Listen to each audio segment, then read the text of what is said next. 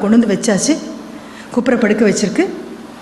இவனை எப்படி ஒன்றும் பண்ண வேண்டாம், செதஞ்சு போன அந்த எலும்புகள் நடுவில் இருந்து அந்த நரம்பை கொஞ்சம் காப்பாற்றணும், அவ்வளவே தான். அதற்கு ரத்த ஓட்டம் இருக்கணும், அதை பண்ணணும். அதற்கு சின்ன அறுவை சிகிச்சை பண்ணி தான் ஆகணும், வேறு வழி கிடையாது. அந்த செவிலிப்பெண் பக்கத்தில் வந்து நிற்கிறாங்க, கையில் அந்த கிட்ட வச்சிட்ருக்காரு. காதுக்குள்ளே ஆசிரியர் சொன்னது கேட்குது, you will never make a surgeon, நீயாவது அறுவை சிகிச்சை பண்ணுதா.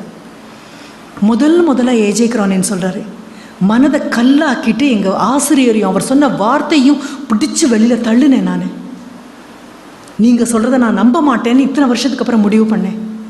ஒன்றா இது தப்பாக போகும், இல்லைன்னா சரியாக போகும். ஆனால் செய்யாமல் இருக்கிறது மிகப்பெரிய தவறு. என்னால் முடிஞ்ச அளவுக்கு இவரை காப்பாற்றுவேன். வெளியில் நீங்கள் காப்பாற்ற போகிறீங்கிற தெய்வம் மாதிரி பார்த்துட்டு இருக்கக்கூடிய ஆட்கள், கையில் பயின்றிருக்கக்கூடிய கலை.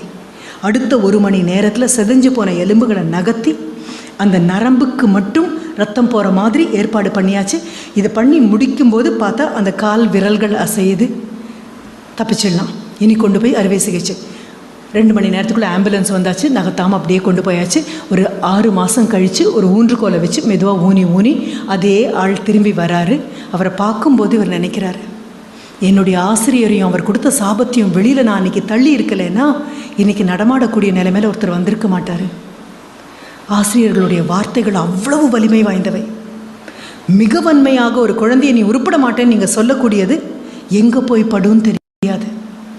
அதனால தான் நமக்குன்னே வள்ளுவன் எழுதியிருக்கான், யாகாவாராயினும் நான் காக்க. ஆசிரியனுக்கு தான் யாகாவாராயினும் நான் காக்க. சொல்லிடாதீங்க, குழந்தைங்க வளரமாட்டான்னு சொல்லிடாதீங்க, உருப்பட மாட்டான்னு சொல்லிடாதீங்க, மேலே வரமாட்டான்னு சொல்லிடாதீங்க. உங்கள் வாயால் சொன்னீங்கன்னா அது சாபமாக மாறிப்போகும். இன்றைக்கி வீட்டுக்கு போய் இந்த பண்புகள் இருக்கான்னு பார்க்குறீங்க, வேறு எதுவுமே நீங்கள் பார்க்க போகிறது இது மட்டும்தான்.